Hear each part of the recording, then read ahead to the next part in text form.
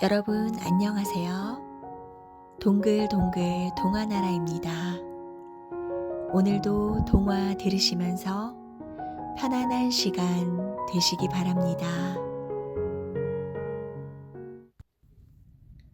장산곤매. 옛날였죠.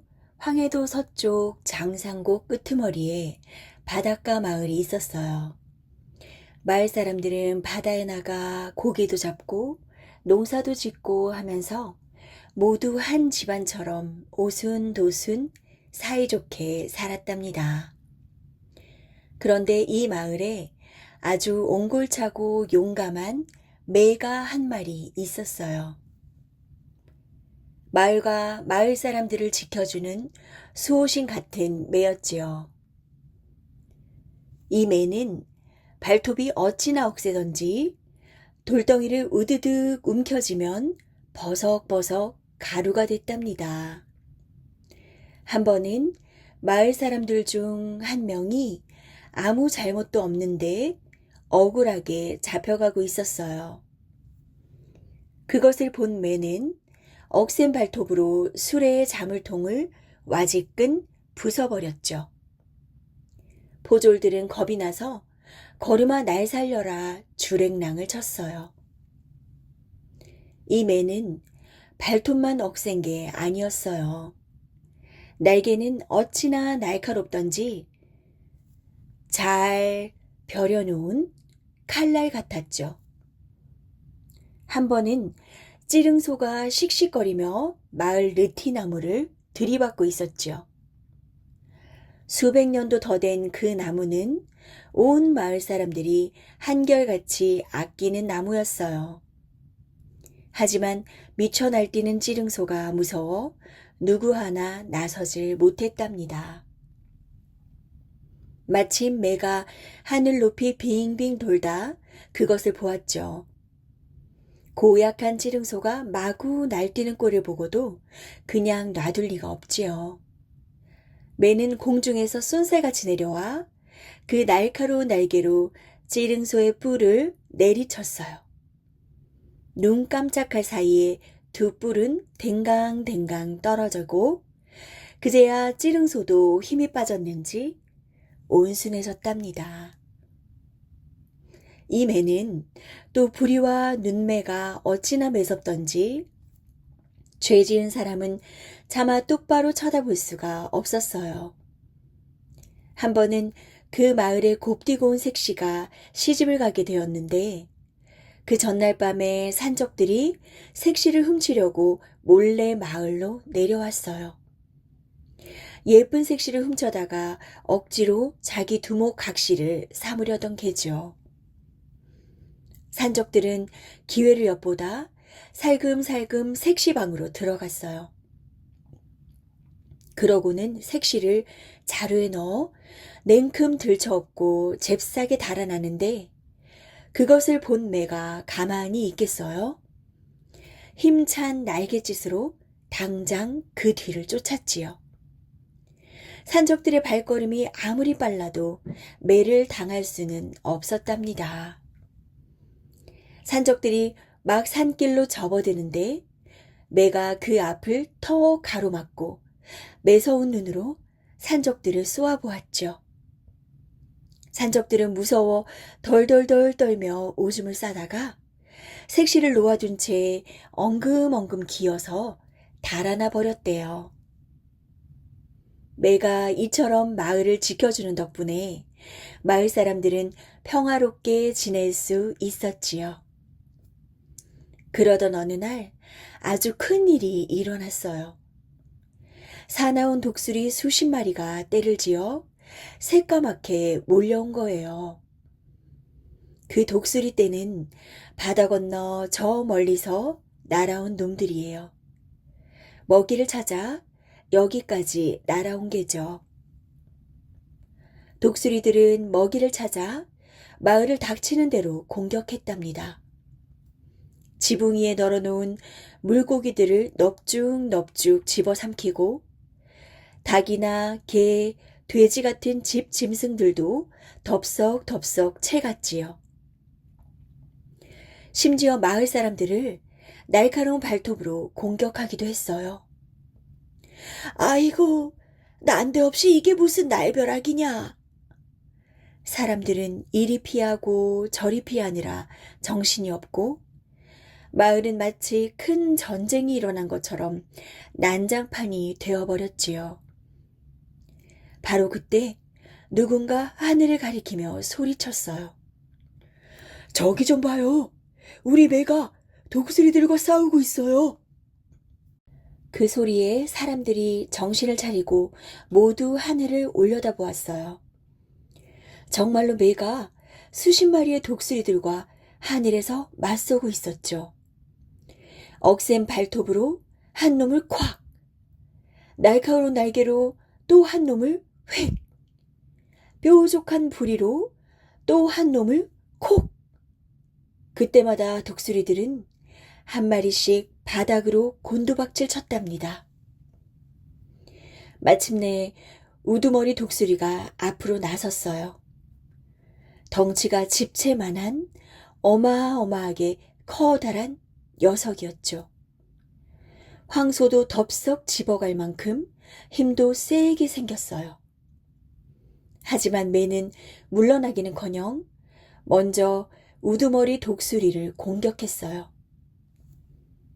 날개와 날개가 부딪히면서 깃털이 빠져 여기저기 흩날리고 부리로 서로를 공격할 때마다 핏방울이 뚝뚝 떨어졌지요. 아, 이러다가 우리 매가 지겠어요. 그러게 말이요. 우리 매가 기운이 다 빠진 모양이요. 마을 사람들이 하나 둘 바닷가로 몰려나와 둥둥둥 북을 힘차게 울리며 매를 응원하기 시작했어요. 우리 매 힘내라! 우리 매 힘내라! 그 소리를 들었을까요? 매가 갑자기 기운을 차렸는지 우두머리 독수리를 매섭게 몰아붙였답니다. 우두머리 독수리는 머리를 돌려 달아나기 시작했지요. 그렇다고 도망치게 내버려둘 우리 매가 아니었지요. 날갯짓을 한번 힘차게 하더니 날쌔게 독수리를 따라붙었지요. 그리고는 날카로운 부리로 독수리 머리를 힘껏 쪼았어요. 마침내 우두머리 독수리는 그대로 꼬꾸라져 바다에 풍덩 빠지고 말았답니다. 힘겨운 싸움으로 매는 지칠 대로 지쳤어요. 그래서 높다란 소나무 가지 위에 힘없이 내려앉았지요. 그런데 이게 웬일이에요? 이번에는 커다란 먹구렁이 한 마리가 그 나무를 기어오르는 거예요. 매가 지친 틈을 노려 잡아먹겠다는 신보겠지요. 매야, 날아올라! 빨리 날아오르라고! 마을 사람들은 한 목소리로 안타깝게 소리쳤어요. 하지만 매는 푸드덕 푸드덕 날갯짓만 할 뿐 날아오르질 못했답니다. 매의 발목에 묶어놓은 색실 매듭이 나뭇가지에 걸렸기 때문이죠. 그 색실 매듭은 마을 사람들이 고맙다고 묶어준 것이었어요. 마을 사람들은 그걸 안타깝게 바라보며 모두 후회했지요. 아, 우리가 잘못해서 매가 죽는구나. 이를 어쩌면 좋아. 먹구렁이가 혀를 날름거리며 금방이라도 매를 집어삼킬 것처럼 더욱 가까이 다가갔지요. 마을 사람들의 가슴은 바짝바짝 타들어갔지요. 매야, 우리 매야, 제발 힘을 내 먹구렁이를 물리치거라. 바로 그때 매가 억센 발톱으로 먹구렁이의 머리통을 꽉 움켜쥐는 거예요. 그러고는 날카로운 부리로 머리통을 힘껏 쪼아버렸어요. 눈 깜짝할 새였죠. 매의 갑작스런 공격에 먹구렁이는 힘도 못 쓰고 땅바닥에 털썩 떨어지고 말았답니다. 곧이어 매가 색실 매듭을 끊고 힘차게 날아올랐어요. 만세! 우리 매가 이겼다! 우리 매 만세! 둥둥둥 힘찬 북소리가 하늘 높이 울려 퍼졌어요. 마을 사람들은 너나 할 것 없이 어깨를 걸고 덩실덩실 춤을 추었답니다. 매는 그 뒤로도 언제나 마을과 마을 사람들을 지켜주는 수호신으로 오래오래 살았답니다. 이상한 솥. 아주 먼 옛날이에요. 어느 마을에 가난한 선비가 살고 있었어요. 그런데 이 선비는 하루 종일 책만 읽었지요. 그러니 집안일에 대해서는 아무것도 몰랐답니다. 아내가 아무리 힘든 일을 해도 몰랐어요. 아내 혼자 일을 하니까 살림은 가난할 수밖에요. 어느 따뜻한 봄날이었어요. 아내는 들에서 일을 하고 있었지요. 그런데 갑자기 비가 쏟아지지 뭐예요? 아이고 큰일이네. 이불을 널어놓았는데. 아침에 나오면서 남편에게 부탁을 하긴 했지만 걱정이 되는 거예요. 그래서 불이 나게 집으로 달려갔지요. 어느새 무지개가 뜨고 해가 돋았어요. 아내가 집에 가보니 이불이 푹 젖어 있는 것이 아니겠어요? 솜 이불을 말리려면 며칠씩이나 걸릴 텐데. 세상에, 세상에, 나도 이제는 못 참겠어요. 집에 있는 사람이 이불 하나를 못 챙겨요? 글은 그만 읽고 돈 좀 벌어와요. 제 말 안 들려요? 아내가 젖은 이불을 퍽퍽 치며 소리를 지르는 통에 선비는 할 수 없이 집을 나섰어요. 돈을 못 벌면 아예 들어올 생각도 말아요. 선비는 공부밖에 모르는 사람이에요. 아내의 성화에 못 이겨 집을 나섰지만 어떻게 해야 할지 알 수가 있어야죠. 무슨 좋은 수가 생기겠지. 선비는 중얼거리면서 계속 걸어갔어요. 꽃도 보고 새도 보면서 말이에요. 한참을 가다 보니 논에서 조그만 올챙이들이 꼼지락거리는 게 보였어요. 비가 오긴 했지만 워낙 가물었거든요. 저런, 논에 물이 없어서 올챙이들이 개구리도 못 대보고 죽겠구나. 걱정 말아라, 올챙이들아. 내가 도와줄게. 선비는 손으로 가만가만 올챙이들을 건져서 근처에 있는 연못에 놓아주었어요. 올챙이들은 신나서 꼬리를 꼬물꼬물 흔들며 헤엄을 쳤지요. 나무에 앉아있던 새들도 기뻐하는 것 같았답니다. 올챙이들아, 잘 자라서 개구리가 되거라. 선비는 한참을 걸어서 큰 마을에 도착했어요. 돈을 벌겠다고 여러 가지 일을 했지요. 남의 논도 메어주고 밭도 갈아주고 집 짓는 일도 도왔지요. 하지만 선비는 워낙 일을 못했어요. 열심히 해도 다른 사람의 반만큼도 못했답니다. 그러던 어느 날 선비는 사람들을 따라 산에 나무를 하러 갔어요. 다른 사람들은 벌써 나무 한 짐을 다 하고 산을 내려가는데 선비는 아직 지게의 반도 못 채웠지 뭐예요. 선비는 비로소 깨달았지요. 일을 하는 게 이렇게 힘들구나. 그동안 아내 혼자 얼마나 힘들었을까. 그래, 차라리 집에 가서 아내하고 같이 일을 하자. 낮에는 일하고 밤에는 공부를 해야지.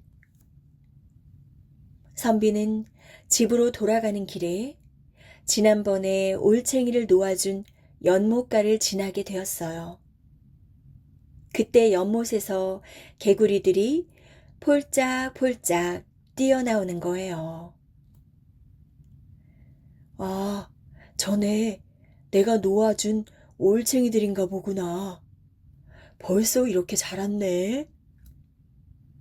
그런데 개구리들이 달고 다른 솥 하나를 끌고 나오지 뭐예요. 그러더니 그 솥을 선비의 발밑에 놓고 다시 퐁당퐁당 물속으로 사라져 버렸지요. 선비가 쌀이문을 여니까 아내가 마당을 쓸고 있었어요. 그래, 나가서 돈을 벌어오랬더니 그깟 달아빠진 솥이나 주워가지고 와요? 그래도 빈손으로 오는 것보다야 낫지 뭘 그러오. 그나저나 밥이나 좀 죽으려. 배가 고파 눈이 핑핑 돌 지경이라오. 밥이 어딨어요? 겨우 이 쌀 한 톨 뿐이라고요. 그럼 그걸로라도 밥을 지어 죽으려. 주워온 솥에 달랑 쌀 한 톨을 넣었지만 그래도 불을 떼니까 김이 모락모락 났어요. 아이고 배고파. 쌀 한 톨 밥이라도 빨리 주오. 알았어요, 못난 양반. 쌀 한 톨로 배불리 잡수시구려. 선비는 배가 너무 고파 더 이상 기다리지 못하고 솥뚜껑을 열었지요. 이게 웬일이오? 분명히 쌀 한 톨로 밥을 지었는데 기름진 밥이 한 솥 가득하네. 에그머니나, 쌀 한 톨이 10명이 먹고도 남을 만큼 많은 밥이 되었어요. 맞아요. 개구리들이 은혜를 갚으려고 선비에게 신비한 솥을 주고 간 거죠. 선비는 그 솥 덕분에 잘 먹으면서 공부를 열심히 했어요. 여보, 이리 와보세요. 엽전 하나를 넣고 끓였더니 솥에 엽전이 가득 찼어요. 정말 신기한 솥이구려. 선비도 아내도 입이 함지방만큼 벌어졌지요. 선비네는 부자가 되었어요. 뭐든지 하나만 넣고 끓이면 솥에 가득 찼거든요. 달걀 하나를 넣고 끓여도 달걀이 한 솥 가득하고 금반지 하나를 넣고 끓여도 금반지가 한 솥 가득한 거예요. 오늘도 선비와 아내는 뭔가를 넣고 자꾸 끓였답니다. 저것 좀 봐요. 솥에 무엇을 넣고 끓이길래 속닥속닥 귓속말로 소곤거릴까요? 선비네는 이제 없는 게 없었어요. 그래도 선비의 아내는 너무나 신기해서 자꾸 이것저것 넣고 끓였지요. 아침에도 점심에도 저녁에도 끓였답니다. 날이면 날마다 쉬지 않고 끓였지요. 그러니 아무리 신비한 솥이라도 어디 견디겠나요? 어머나! 아침밥을 지으려고 부엌으로 나온 아내는 너무 놀라 그만 주저앉아 버렸지요. 아, 글쎄, 솥이 그만 녹아버렸다지 뭐예요.